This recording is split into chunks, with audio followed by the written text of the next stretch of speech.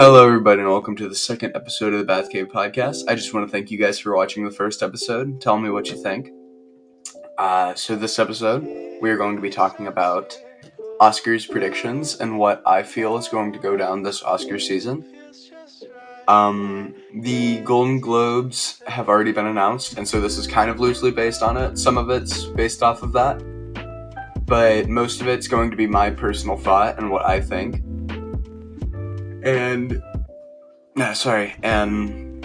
I did not include any of the short animated movie ones or the documentary features just because I haven't watched any of those and I was going to watch them beforehand, but just had midterms and stuff like that and I didn't really get time to do any of that. So we're going to be reading down the list of Best Picture nominees: Best Actor, Best Actress, Best Supporting Actor, Best Supporting Actress, Best Directing, Best Original Screenplay, Best Adapted Screenplay, Best Cinematography, Best Production Design, Best Editing, Best Original Score, Best Original Song, Best Costume Design, Best Makeup and Hairstyling, Best Sound Mixing, Best Sound Editing, Best Visual Effects, Best Animated Film, and that'll be it.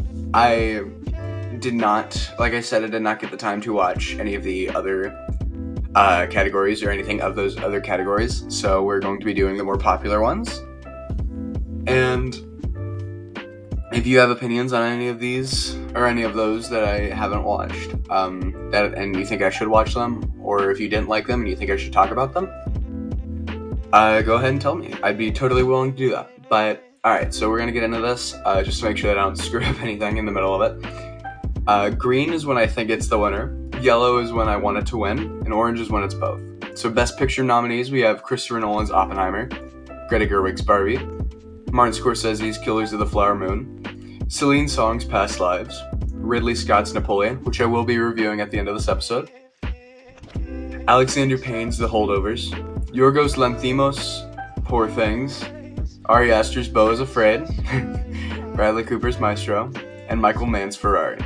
Personally, I feel like Christopher Nolan's Oppenheimer and Greta Gerwig's Barbie both have a clear shot of winning, but personally, I would want Christopher Nolan's Oppenheimer to win. That's the one that I nominated as orange. But I feel like Greta Gerwig's Barbie also has a shot just because of the entire Barbenheimer thing and how it kind of it stirred up talk of the indie film industry of that during summer, and so I think both films have a clear shot of winning. But moving past that, we're going to go to Best Actor. The nominees we have is Cillian Murphy from Oppenheimer, Adam Driver from Ferrari, Leonardo DiCaprio from Killers of the Flower Moon, Joaquin Phoenix from Napoleon, and Bradley Cooper from Maestro. I have nominated as orange for is Cillian Murphy from Oppenheimer.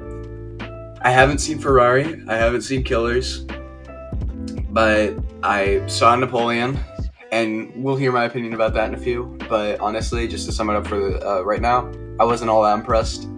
Joaquin Phoenix is always great, but compared to Cillian Murphy and Oppenheimer, I think Murphy honestly deserves the Oscar for that one.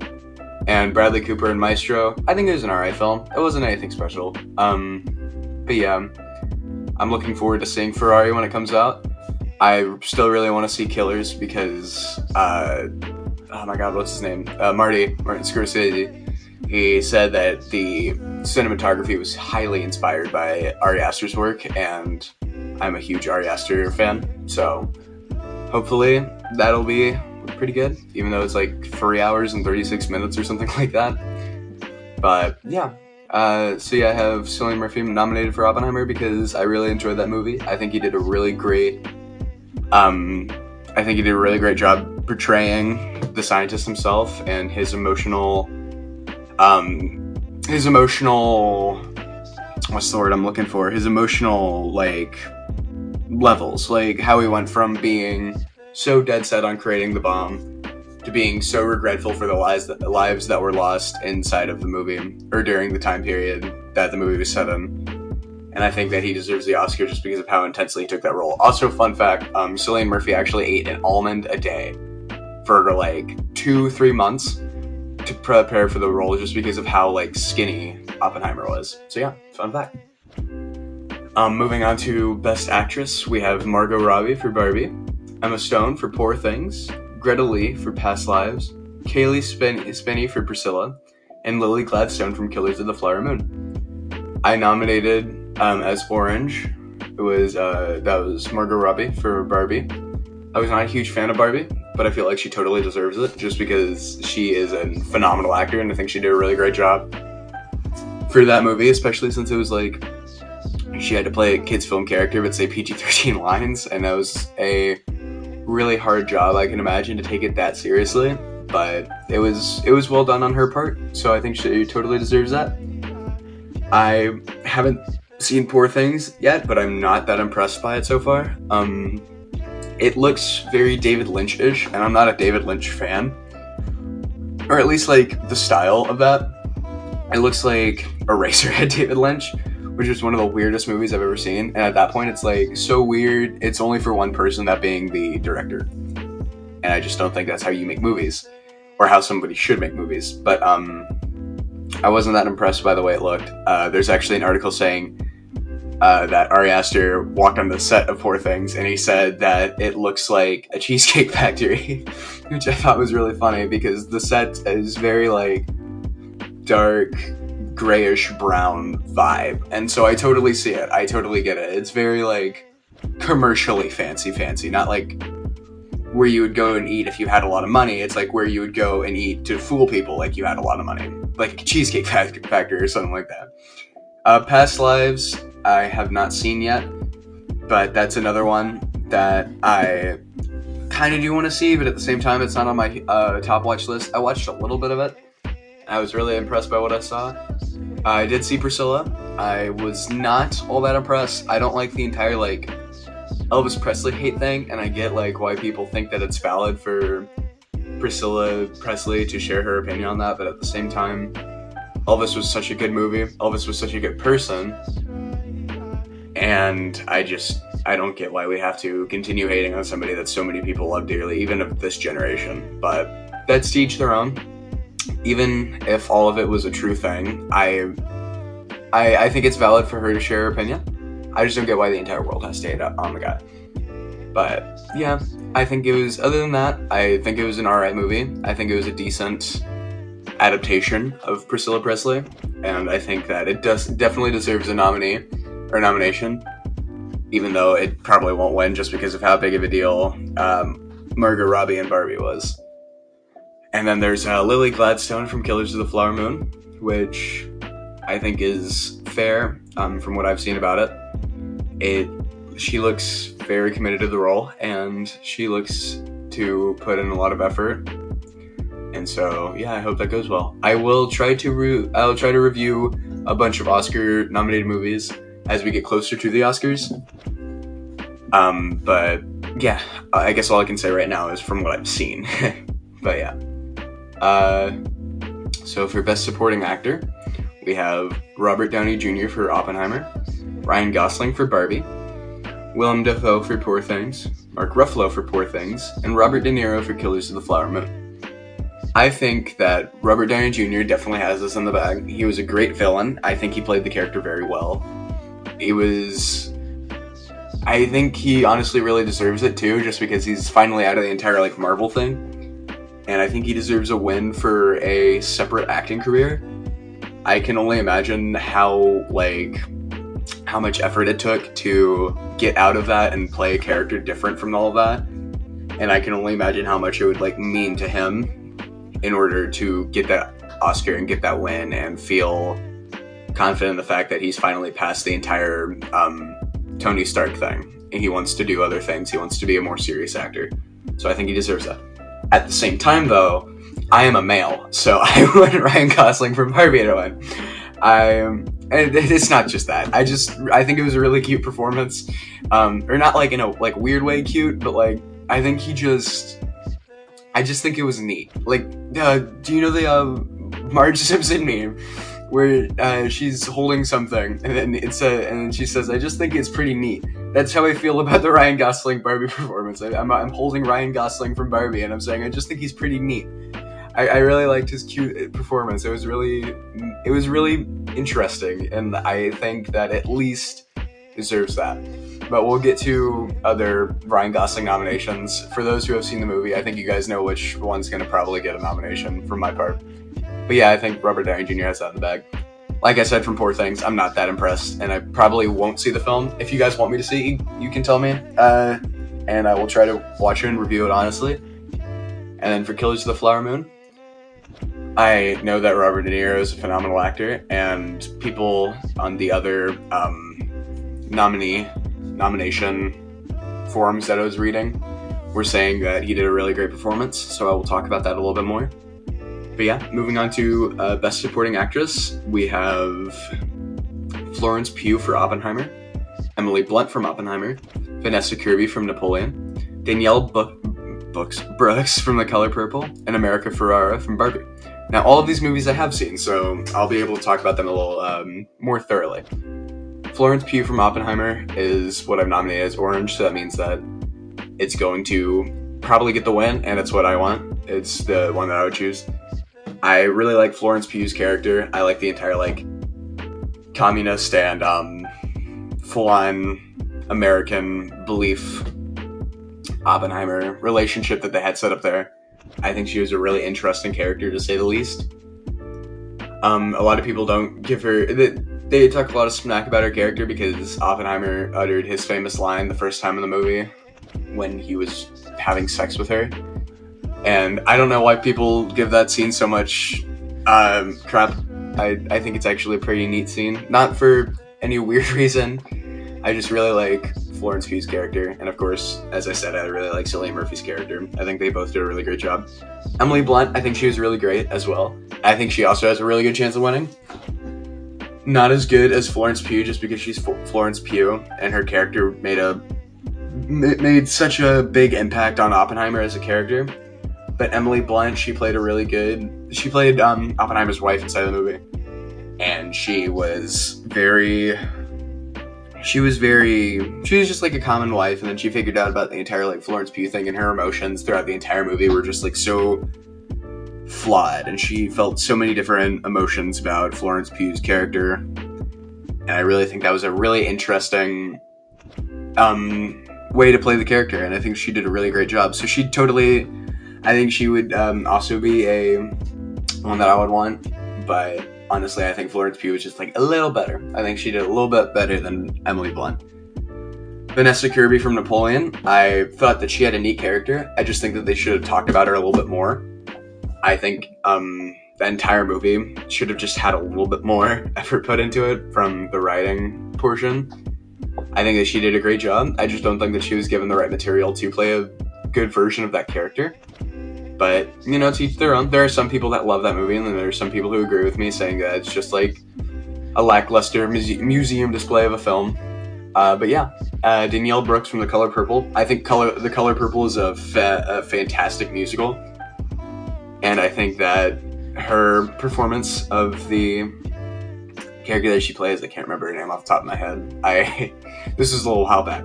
But I think she did a really great job. I think that her entire, I'm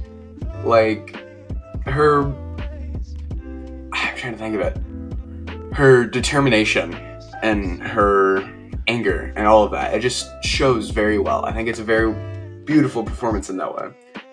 And I think she would have an equal opportunity, just as if Oppenheimer and Barbie weren't the two big clashing heads this Oscar season.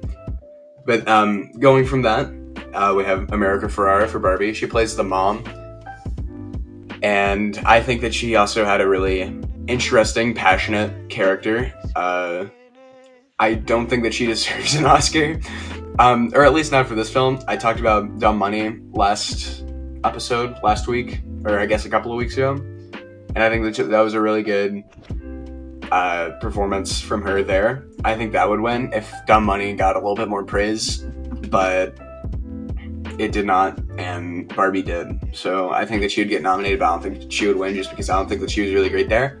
But Dumb Money was a really good movie, and she got talked about a lot there. Or she didn't get talked about, but she had a really good character there. Alright, so moving on to Best Directing, we have Christopher Nolan for Oppenheimer, Greta Gerwig for Barbie, Martin Scorsese for Killers of the Flower Moon, Yorgos Lanthimos for Poor Things, and Ridley Scott for Napoleon. So I chose Christopher Nolan for Oppenheimer as the orange, and then for green, which means that it's like of equal chance of winning, I chose Barbie, just because both films are the clashing heads this Oscar season. I think that Oppenheimer should win, just because I was not a huge fan of Barbie.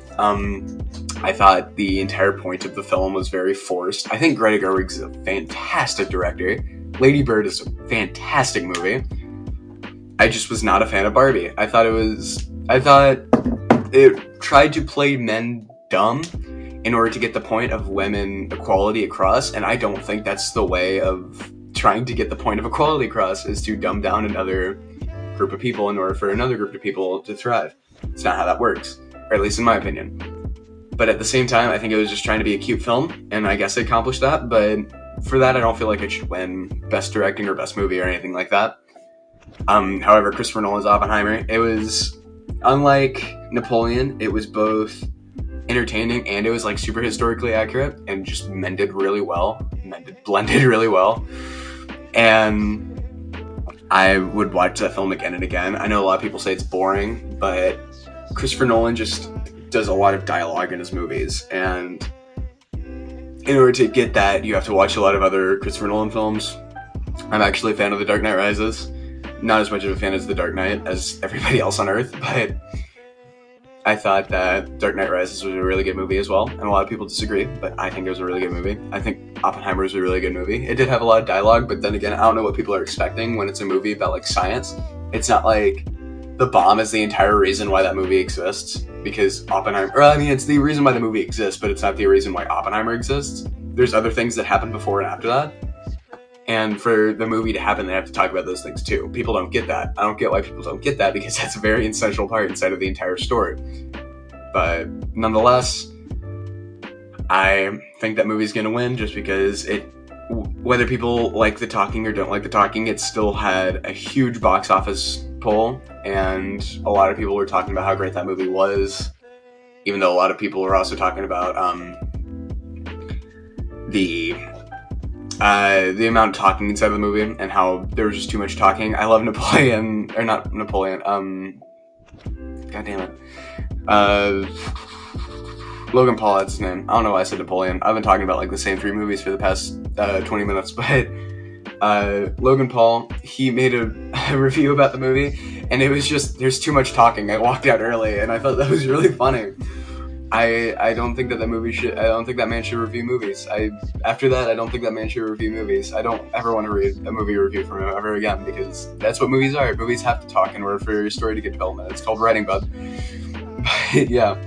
And I was, my girlfriend had a very similar opinion on it too, and so, I don't know. I don't get why so many people hate the talking parts. I thought that was a really well-written movie, and the talking, sure, in the first act, it even got me a little bit, but then I got dragged in, and the second act was all about the bomb, and the third act is about, like, Oppenheimer's regret about the bomb, and I thought that was really great, even though a lot of people got lost there, too, and I love the entire movie. I thought it was really great. Anyways, moving on from my Oppenheimer rant, Killers of the Flower Moon, I think it's a phenomenal movie. From what I've heard, I think it's going to be talked about a lot. I think it's going to be a phenomenal movie. I just don't think it's gotten enough praise in order to win anything like that. Yorgos Lanthimos' Poor Things, I think it was a great romance film. But other than that, I don't think it's got talked enough either for it to win. And Ridley Scott's Napoleon, you'll hear. To put it simply, I was not impressed. And I don't think that anybody else has really been all that impressed. But yeah, moving on from that, we have Best Original Screenplay. We have Napoleon, Dream Scenario, Barbie, The Holdovers, and Past Lives. I nominated Barbie as the winner. I chose that as green. And then for yellow, I chose Dream Scenario. I don't think it has a huge chance to be in the Best Original Screenplay, but there isn't a whole lot of films that got original screenplay or had original screenplays, and I think that one has a viable chance to be at least mentioned at the Oscars. I really liked that movie. I think you should check it out too. I want to review it on an upcoming podcast episode. A lot of people wanted me to talk about Napoleon this episode though, so we're going to talk about that. But I think it was a really good movie. I think you should totally check it out. Napoleon, like I said, not impressed. Barbie, I think it was talked about quite a bit, and I think it should definitely win Best Original Screenplay. Not against Dream Scenario, but I think it deserves it. It was nonetheless a really cute movie. A lot of crazy, but it was a really cute movie. The Holdovers, I've not seen it yet, but a lot of people were talking about it. Past Lives, I think it's a cute romance film, but other than that, meh. Best Adapted Screenplay, we have Five Nights at Freddy's, Poor Things, Oppenheimer, Dumb Money, and Killers of the Flower Moon. I think Killers of the Flower Moon is going to win Best Adapted Screenplay, mainly just because I didn't want to give another award to Barbie or Oppenheimer. But also, I think that Martin Scorsese, a brilliant director. I think that Brendan Fraser is a brilliant actor. I think that Leonardo DiCaprio is a really great actor too. I think, and as I was saying earlier, Robert De Niro is one of the greatest actors ever. He's been on lists of greatest actors ever. And I think that the entire plot is really good. Lily Gladstone, I think that she totally deserves that. And yeah, Five Nights at Freddy's, I just wanted to give that film a mention. It was a really great film. I was really impressed, and I think it totally deserves something, if nothing. Poor Things, heard my opinion on that already. Dumb Money, I was talking about that movie last episode, and if you did not watch that, I totally suggest you go watch that, or at least the review part of that. I really liked the movie. I really was impressed. I thought that the entire law thing, I thought it was going to be a little boring, but honestly, I was at the edge of my seat the entire movie. And the film got taken. It took place during quarantine, so the entire court stuff had happened on a video call, and the film took that, and they were able to work around that, but they used it. They were able to make it an important part of the movie, and for that, I think it totally gets a mention of Best Adapted Screenplay. Moving on to Best Cinematography, we have Napoleon, Oppenheimer, Maestro, Killers of the Flower Moon, and Poor Things. I chose for Orange, Killers of the Flower Moon, mainly just because the film looks intense as hell, and I think it totally deserves that. Napoleon, it had some really great cinematography, but it was not a good enough film to really win anything big from that area. Oppenheimer, I don't know why people were nominating that for Best Cinematography. It was, I know I was saying that the movie should get praise for the talking bits, but at the end of the day, it was a movie about talking, a big explosion, more talking, and then the ending of the movie, which I'm not going to spoil because I know not a whole lot of people have seen the movie. Really good movie, just not Best Cinematography good movie. Maestro, I think it was filmed really well. I think it was really creatively done. Poor Things, I know I haven't talked a whole lot of great things about Poor Things, but it looks like a really well-filmed movie. It looks like a Broadway production film. Not like what was the one that people were talking about all the time? Hamilton. I don't think it's like Hamilton, where it's filmed at a stage sense, but it's got that kind of Broadway film movie kind of cinematography vibe, and I think it definitely deserves a mention. Killers of the Flower Moon, though, like I was saying, it looks intense, and I totally think it deserves that. Moving on to Best Production Design, we have Poor Things, Napoleon, Five Nights at Freddy's, Barbie, and Killers of the Flower Moon. I chose for Green, which is the one that I think is going to win, Barbie. I totally think that it does deserve that. It's got a really neat production design. They definitely put their all into the way that the film looks. For Yellow, though, I chose Napoleon, which, out of all the things that I can do to complain about that movie, I think that the overall set design and the amount of effort they put into making that film look like it was from the Napoleonic era was really impressive. They did a really good job. Poor Things, I also totally think that the one should get a mention. Despite the fact that it looks like it was filmed in a cheesecake factory. I think it was really impressive, and I think it was really well done. The colors are really strange and off, whether it is a cheesecake factory brown or a Laffy Taffy purple, which the film chooses quite a bit. It's got some really interesting colors, and it sticks with that in a very interesting way.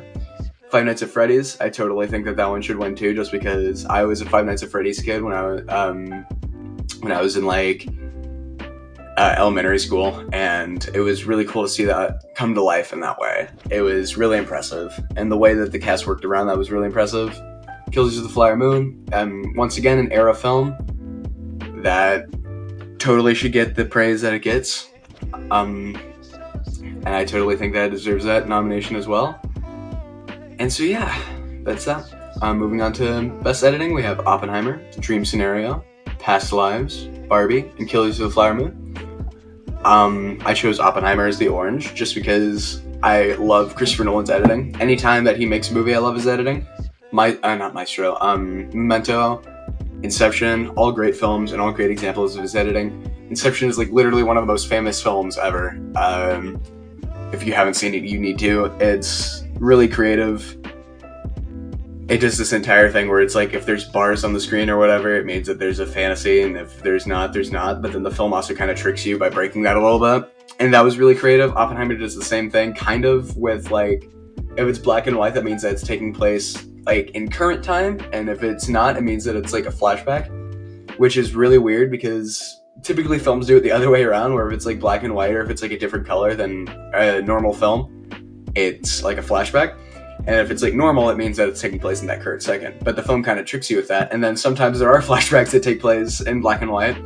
But not only that, but Christopher Nolan, despite this film being like, I don't remember how much, it's in the billions of how much it cost to make. He used IMAX cameras. Christopher Nolan loves to use IMAX cameras. But despite all that, he still made a lot of practical effects, and he always does, and it's really impressive when he does. Dream Scenario, it was filmed like an Ari Aster film, in the sense of it being filmed like it's being taking place in a dollhouse, and I really love that. It was made like it's a fever dream, and the film is about a dude that goes into your dreams. Whoops, that was my calendar. It was about a dude that goes into your dreams, and I thought that was really impressive. How they did that and how they were able to put the audience in that mindset. Past Lives, I thought that was really creatively filmed. It was so eerie in a way, but like, I don't know how to describe it. It kind of invented a new thing where it was like sweet eerie.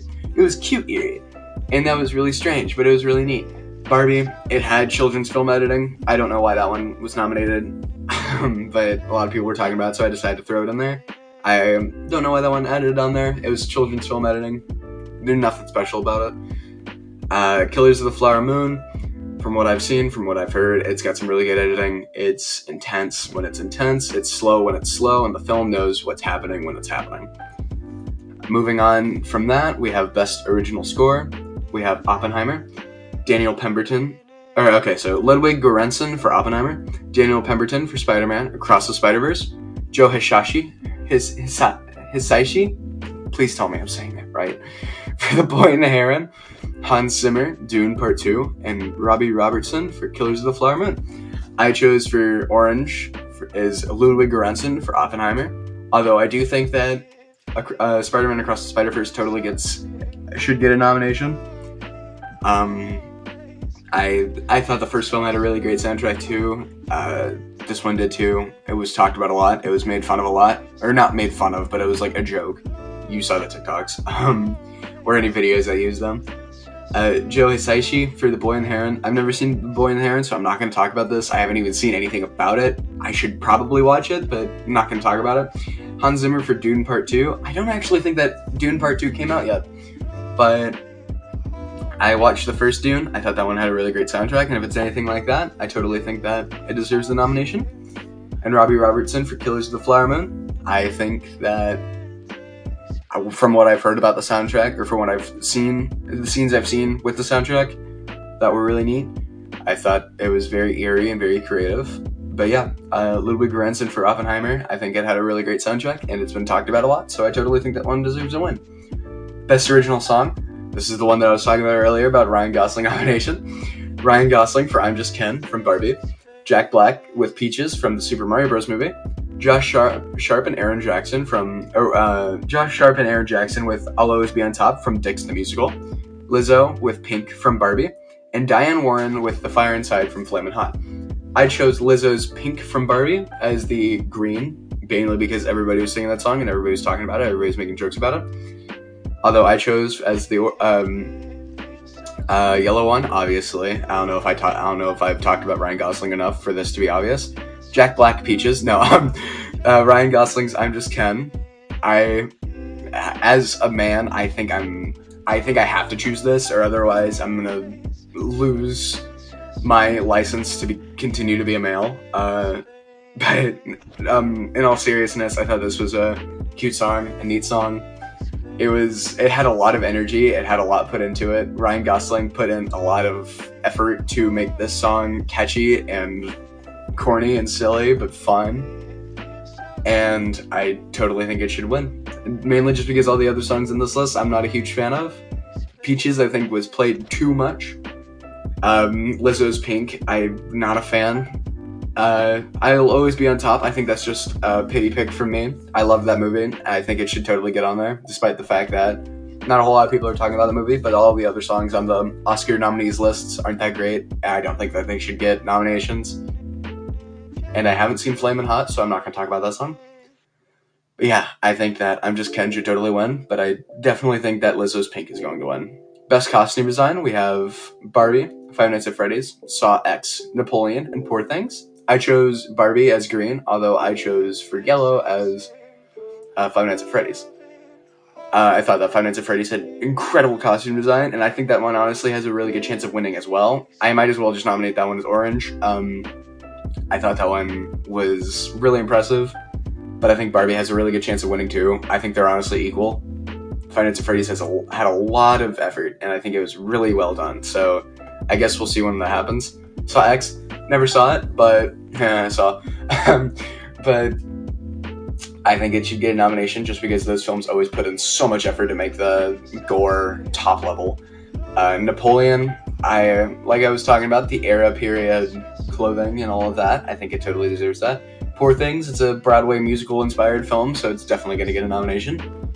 And then, so yeah, moving on to Best Makeup and Hairstyling, we have Barbie, Poor Things, Guardians of the Galaxy Volume 3, Saw X, and Ferrari.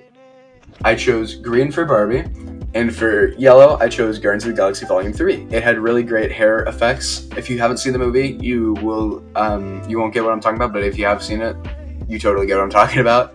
I totally recommend you should see it if you haven't seen it yet. I was really impressed by that film, and I think it did a really great job. Marvel always does a great job, and that particular film is the only Marvel film that I feel like should get nominated this year. But yeah, I think Barbie's gonna win just because it gets talked about the most. Poor Things, know my opinion about that movie. I think the hair design is hair. I don't know, wasn't that impressed.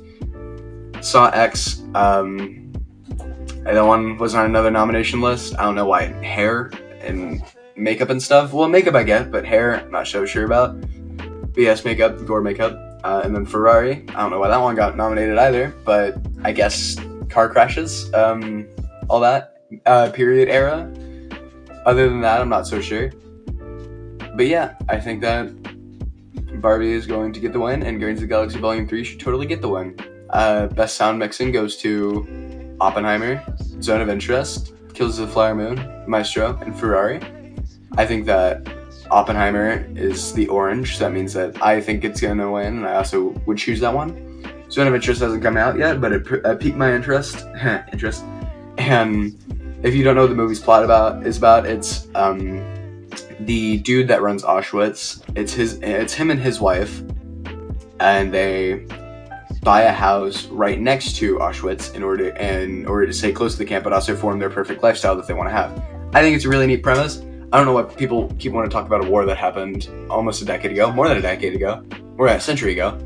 That's what I meant. But nonetheless, I think it's a really neat concept, and I would totally watch that. And if you guys want to see the review of that, tell me. But yeah, moving on to Killers of the Flower Moon, I think that would have a win just because Martin Scorsese always has interesting sound mixing. It's always so intense and always so fun.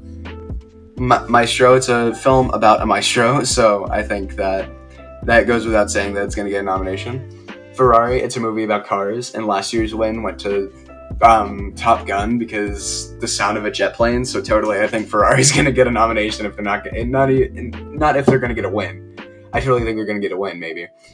If it's not Oppenheimer, it's probably going to be Ferrari. But yeah, if not a nomination, or if not a win, probably just a nomination, and definitely a higher one on the list. But yeah, I think Oppenheimer is the orange here.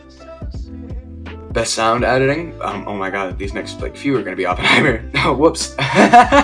Totally review that. But yeah, Oppenheimer, Zone of Interest, Killers of the Flower Moon, Maestro, and Ferrari. And as if I didn't already say it, I think orange is going to be Oppenheimer. Zone of Interest, once again, and Killers of the Flower Moon, Maestro, and Ferrari, I actually didn't know there was a difference between sound mixing and sound editing, so I just copied and pasted because I'm not sure. Best visual effects, Oppenheimer. I bet you guys can't guess what this one's gonna be.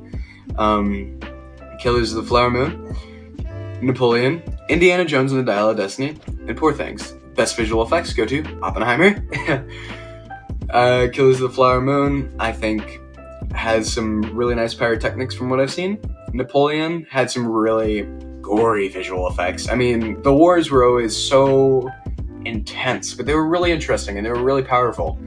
So yeah, I think that one totally deserves a nomination. Indiana Jones the Dial of Destiny, haven't seen it, not interested in seeing it. If I should see it, tell me, but nope, not interested in seeing it. Poor Things, it's like I was saying, it's a David Lynch looking film, so it's got those David Lynch weird body horror effects. I don't know.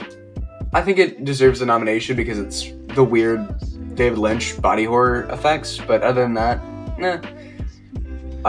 best animated films, we have Spider-Man Across the Spider-Verse, The Boy and the Heron, Elementals, Wish, and Nimona. I nominated The Boy and the Heron as the green, and I nominated for yellow as Spider-Man Across the Spider-Verse, even though I think it deserves an orange because it has an equal chance of winning. The Boy and the Heron I've not seen, but I've heard some really great things about it. I've heard that it's a really beautiful, breathtaking film. Elementals I have seen. It was alright. It's a Disney film, so it's going to get a mention. Wish really was not that great of a film, although it's a Disney film, so it's going to get a nomination. Nimona was cute. I think it was really well animated, really beautifully animated. A lot of people are saying, oh my god, what is it? Something Robot. Give me a second, guys. Robot Dreams, that's the name of it. Robot Dreams. I think that one got nominated a lot, and I was interested by that. It looks like a comic strip animated film, and so I was not thinking that one would probably win, but a lot of people talked about that one, so maybe. But yeah. And so I chose Spider-Man Across the Spider-Verse as an orange just because it's a big movie. It's a big budget movie, animated film. A lot of people loved it. It was something that spanned for all different groups and all different people. It was something that everybody loved, and I think for that, it totally deserves an orange. It has an equal chance of winning to Boy and the Heron. The Boy and the Heron, I think, for an artistic group, I think it totally has a viable chance of winning. But I think that Spider-Man Across the Spider-Verse for a public group, like a group of public people, or the group of publicity, what's the word I'm looking for? The general public, thank you, me. I think for the general public, I think the win's going to be Spider-Man Across the Spider-Verse. But for the artistic film group, I think The Boy and the Heron is as equally good. This went for 40 minutes, and I'm very sorry about that. Very sorry you guys had to hear my rambles and all of that.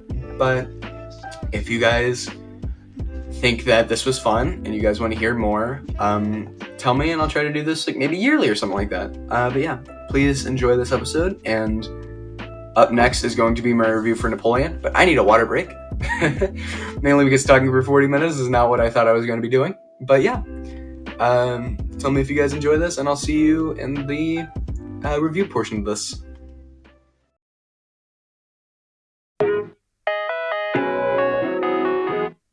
So, I'm back from the water break thing, and I am here to talk about Napoleon, which is this week's review.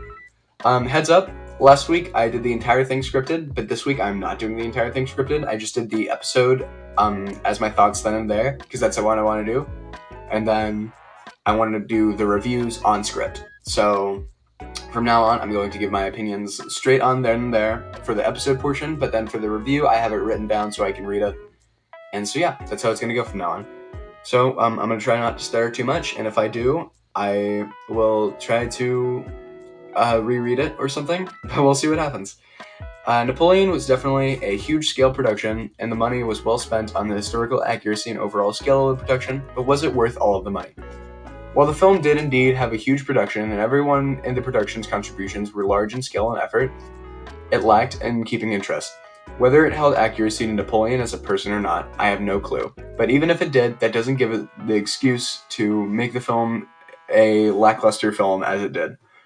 The movie told such an interesting story, but instead of sticking to the key elements of what makes cinema interesting, decided rather to make a historically accurate retelling of a person from success to death that didn't let up once. The ending was such a letdown. I'm going to talk about the ending of Oppenheimer, so if you don't want to hear that, you can skip ahead to the point my editor left on screen. But the thing that made the ending of Oppenheimer so interesting with still being depressing is that it connected to the audience personally, gave them fear in something where fear exists and already, and reminded them of the historical impact of the atom bomb had on the world. Even asking a philosophical question of, was it all worth it? A downright brilliant retelling of Chicken or the Egg. Napoleon failed to accomplish this, and rather just added an ending to the character's story, making it kind of hard for the audience to find emotion for the lead. The last words we hear him say are words of sadness, a realization of his own that took his accomplishments he took pride for, they weren't of his own, a selfish realization. And granted, that may have been where he's died and what he said, but to end a film that way, it's just not right.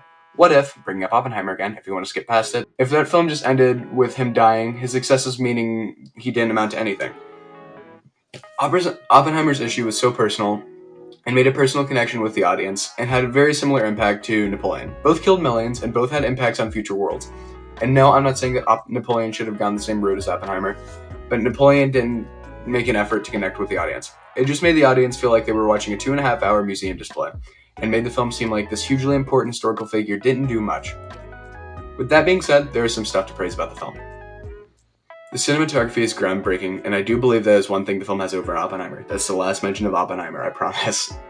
It has beautiful set design, and the battles seem triumphant and brave from Napoleon's perspective, but when you see the battlefield, it seems jarring and horrifying for everyone else. And Napoleon's calm, collected attitude seems so intimidating, which is perfect for the character. The overhead shots make the battlefield seem so large and impressive, seeing the overall amount of blood at the hands of the French, which adds even more to Napoleon's impressive impact to the story and what makes him such an interesting person. And when the film isn't showing you plains of blood and stabbing, it's showing you the impressive Empire-style architecture with a huge house, gorgeously intimidating governmental halls and buildings, and the indescribable Colosseum, which good portions of the second act take place in. If you can see this film in IMAX or Dolby Cinema, I suggest you should go watch now, and how impressive this film looks on a huge scale. In addition, this film has several scenes with some really nice camera work, quite a few following shots, which, when pulled off properly, are my favorite types of cinematic shots. At these moments, the audience can actually connect with the lead and what's going on around him, while those moments take place. This is assisted by Phoenix's impressive acting and incredibly accurate portrayal of the childlike dictator. Which brings me to my second point of why this film is amazing, Joaquin. If Joaquin Phoenix was leading a gritty 3-hour film about the Cookie Monster that was shot in fruit by the foot, he would put his all into it like he was premiering at Sundance and had a chance to win an Academy Award. With that being said, Napoleon is certainly not that, and Joaquin put his all into the film nonetheless. He made Napoleon such a colorful character, which is not because of Fruit by the Foot. The film was shot on film, not Fruit by the Foot, and I'm very sorry if I have deceived any of you. Sorry, I'm trying to pick up where I left off at.